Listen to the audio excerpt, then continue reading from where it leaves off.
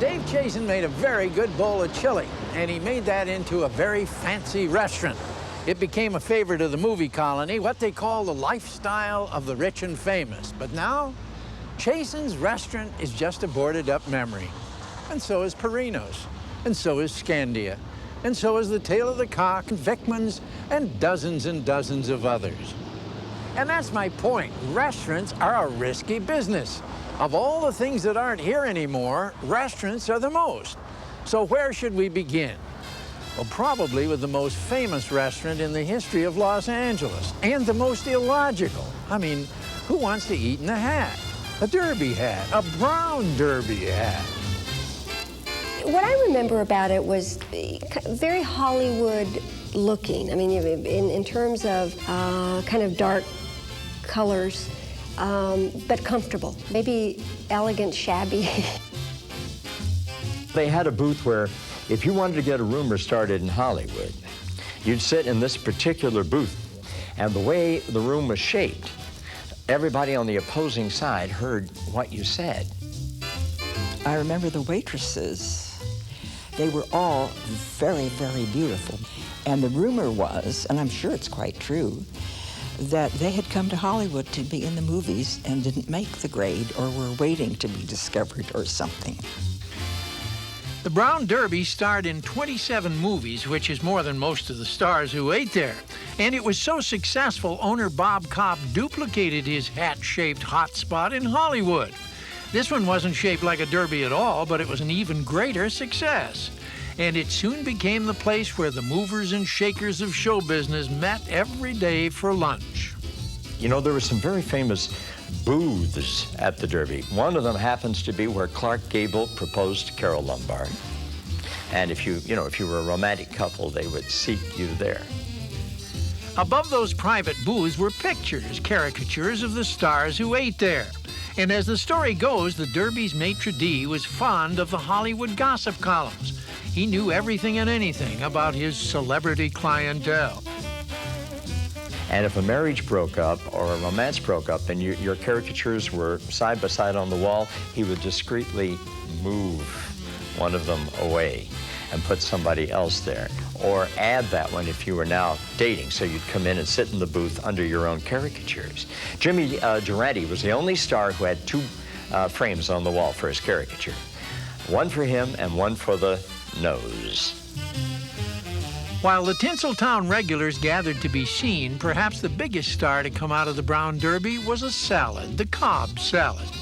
Actually, owner Bob Cobb came up with this concoction for two of his best customers, movie executive Irving Thalberg, who had digestion problems, and his movie star wife Norma Shearer, who was watching her weight.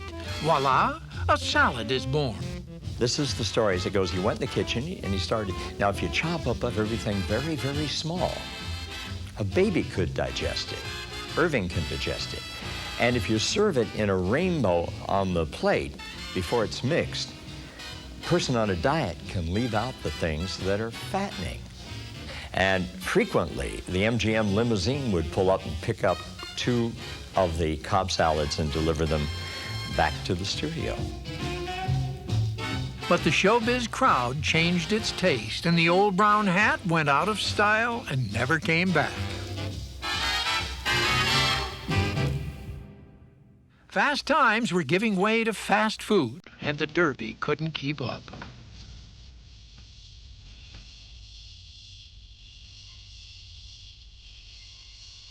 A whole new era of eating had emerged. Los Angeles was falling in love with the drive-in.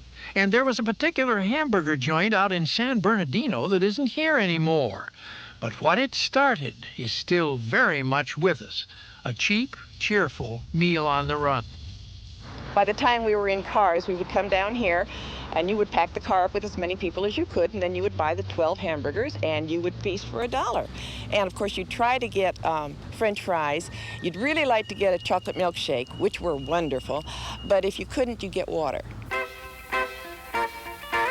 The owners were two brothers, and nearly 50 years ago, they were selling hamburgers faster than they could cook them. They only charged 12 cents apiece.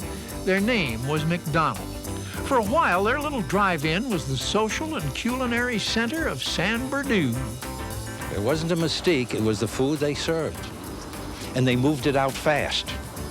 Who ever heard of a malted milkshake or having 6 of them at each station, which means they had 36 malted milks cracking up at one time? The McDonald brothers bought those milkshake mixers from a fellow named Ray Kroc, who speeded up the assembly line and then franchised the idea. The fast food revolution was suddenly on its way, golden arches and all. Well, when it was all said and done, they really didn't give the original McDonald's much of a break. The little drive-in was torn down in 1972. Today, only a small plaque remembers the billions of burgers it gave birth to.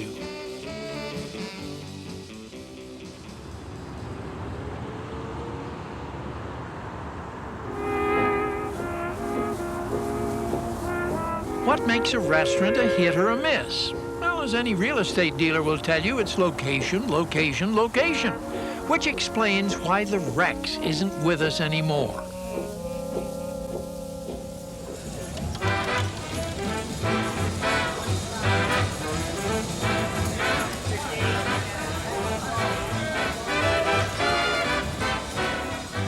The Rex was not exactly handy. You had to take a water taxi 3 miles out into Santa Monica Bay, cost 25 cents, and then climb aboard a beautiful old sailing freighter, which had been converted at considerable expense into a gambling casino. Well, no big thing today, but before World War II, this was major news. And there were similar ships moored off Redondo and Long Beach. An armada of sin was on the horizon, and 1,000 sinners a night were floating out to shoot dice and spin the wheel.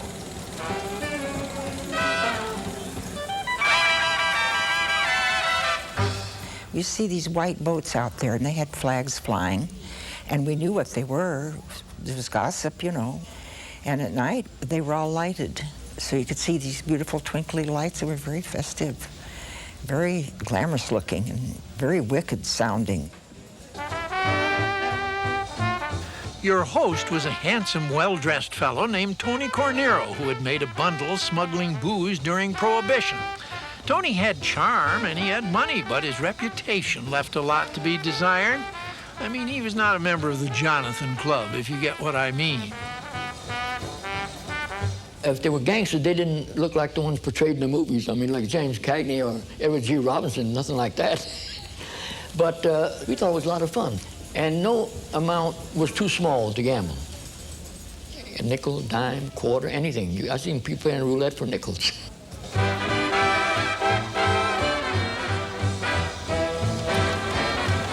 The gambling ships were a great success and a great adventure, but they made one little mistake. They lured the gamblers away from the gambling on shore, away from the Sunset Strip and Santa Anita. So Mayor Fletcher Bowron organized the police and the feds to attack the ships with fire hoses. And that was the famous Battle of Santa Monica Bay, where Tony Cornero said, "I will not give up the ship." But later he did anyway, and that was that. The whole kit and caboodle was deep sixed. As for Tony Cornero and all those sinners, well, they retreated to a place on dry land called Las Vegas. This doesn't rhyme, but one of these days soon we'll be seeing you. And meantime, this is Bob Hope thanking you for those letters to command Hey, performance. now there's a familiar voice. And you know, we used to really pay attention to these radios. I mean, that was not just audible wallpaper. In the early television sets, we really watched them. They were more than electronic furniture. Now they're all empty. The faces and voices that made these come to life are also things that aren't here anymore. Seemed to me we should pay attention to some important people of Los Angeles. The first live televised dancing show originated in the Santa Monica Ballroom, and the orchestra leader was a fellow named Donnell Clyde Cooley. Spade Cooley!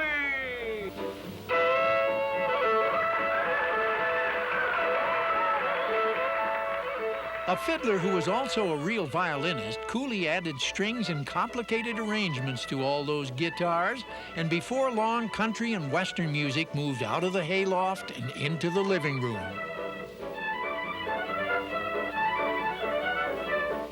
Spade Cooley became known as the king of western swing, and he was the king.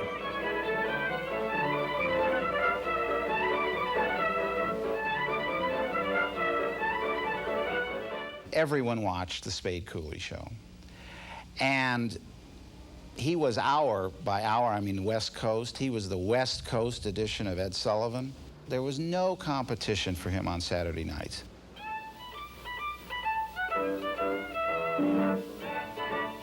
While Spade Cooley may have been the first Los Angeles television star, he was also a falling star. In a few years, champagne music drowned out the western swing. Lawrence Welk became king of the TV hill. A troubled career, trouble with the bottle, a troubled marriage, a troubled man. Maybe you remember. He had separated from his wife because she finally got to the point where she couldn't take his drinking and his temper. And he'd gone up to the house, I guess to see her, and was drunk. And they got into a fight, and he killed her. But that was not the end. There were still a few bars of music left in the song of Spade Cooley. Years later, he was given a temporary leave so he could perform at a sheriff's benefit concert. He was out on the stage, and people were cheering. He walked off the stage and was backstage, and he says, "Well, I guess I'm back." And they're yelling and stamping. He walked towards the stage, grabbed the curtain, had a heart attack, and died, with the cheers of the audience, the applause in his ears. If nothing else, Spade Cooley was able to fulfill his last wish. He didn't die in prison, but he'll forever be known as our first television tragedy.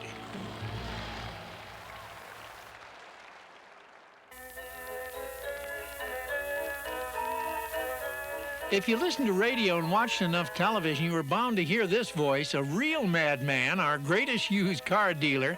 Remember Madmn Muntz and all those crazy TV commercials? From the factory, it's priced so low, but the quality is tops in Muntz TV.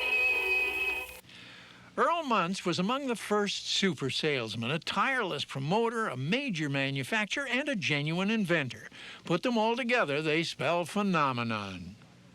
Other products were sold by announcers.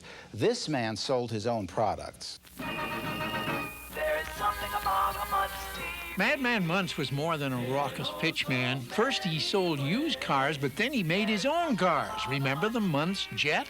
And then he manufactured his own television sets. He not only coined the term TV, he named his daughter TV. The idea wasn't, though, I think, buying a new television. It was buying something that Madmn Muntz was selling. Later, Muntz developed 8-track tape decks, and before he died in 1987, he was working on cellular phones.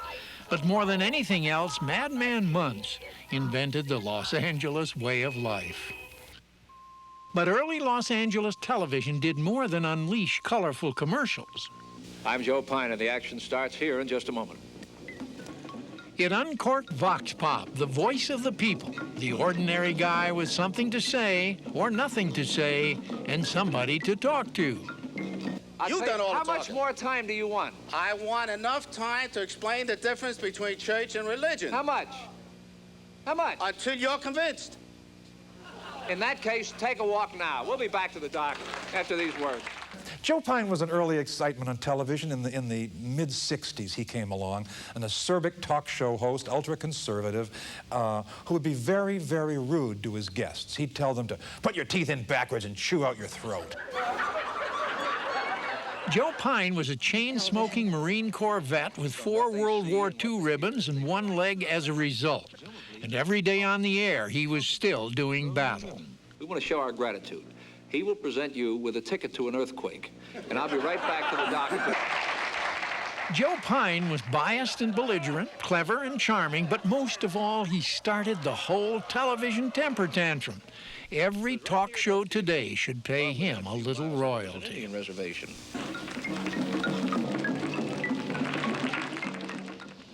While early television often served up the outrageous, it was also beginning to provide something more objective, the news. He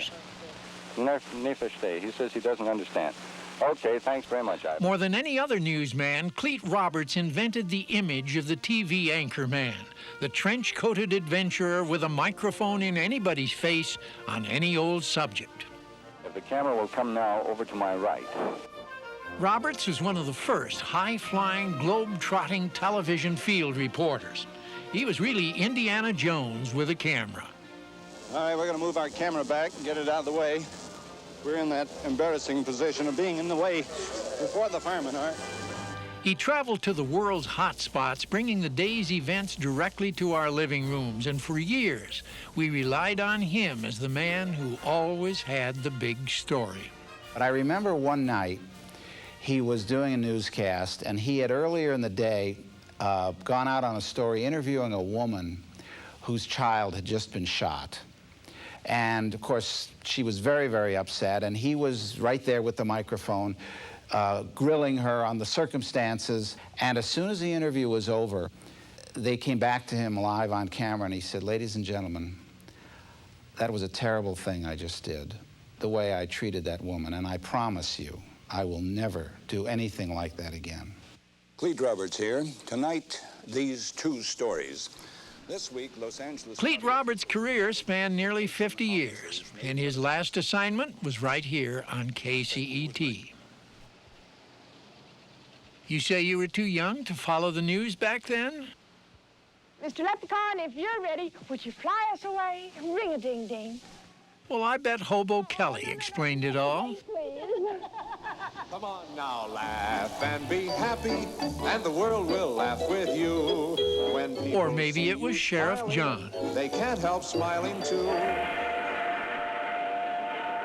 A whole generation of kids got their first lessons, their first commandments, their first values, not just from Mom and Dad, but from the tube. Welcome to the Roundhouse to two brand new engineers.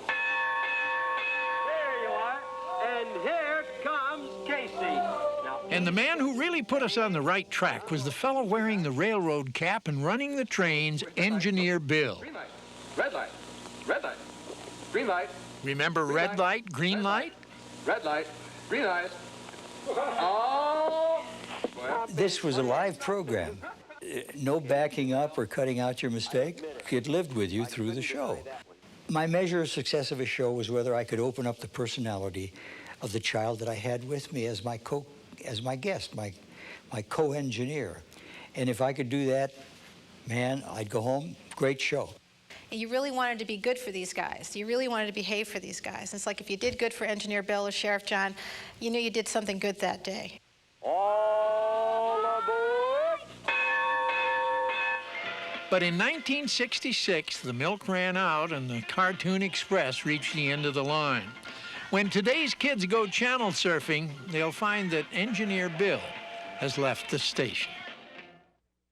Some voices and faces that aren't here anymore, but you know, I can hear the younger generation saying, well, that was then and this is now. And you know, they're right. The past is a beautiful place to visit, but you really shouldn't want to live there. So let's reset our watches to now. Let's do an update on the things that aren't here anymore. Let me begin with Spade Cooley. In 1994, a new CD was released featuring Spade's greatest hits, including his smash from the past entitled, appropriately enough, Shame on You. Corriganville, the old Western movie ranch, is pining for a comeback. Fundraising efforts are underway to rebuild the Wild West town and revive the tourist trade. The great new Civic Arts Plaza in Thousand Oaks is precisely where Jungle Land used to be. Mr. Goebel paid $50 for those 20 acres. They were later purchased for $17 million. The only hint of the old place is the Jungle Land Cafe across the street. But the big bronze lion that used to sit in front of Gay's Lion Farm now rests proudly at the entrance of El Monte High School. I'm happy to report they call their team the Lions. The tower and terminal building is all that's left of Grand Central Airport in Glendale, but it's for rent if anybody's interested. The great white steamer SS Catalina is now docked in Ensenada, Mexico, hoping to become a restaurant. While the old brown derby sign is on display at the Track 16 Art Gallery in Santa Monica. Where Wrigley Field used to be, there is now an amateur baseball park, but CBS Television City is trying to get hits where Gilmore Field once stood. Oh, remember that beauty queen from Val Verde? Well, Florence LaRue is now 1/5 of the fifth dimension. The gambling ship is still 3 miles out in Santa Monica Bay, but now it's on the bottom. However, some folks are still enjoying the dinner service and fishing for relics. And finally, Route 66, the road that got us all here. There is a nationwide movement to bring the Mother Road back to life. Many sections of it have been repaired and reopened, making it a bona fide tourist attraction today. Our Route 66 sign was just a replica, but it's still a valuable collectible. And that other sign, Los Angeles City Limits, that year was 1958.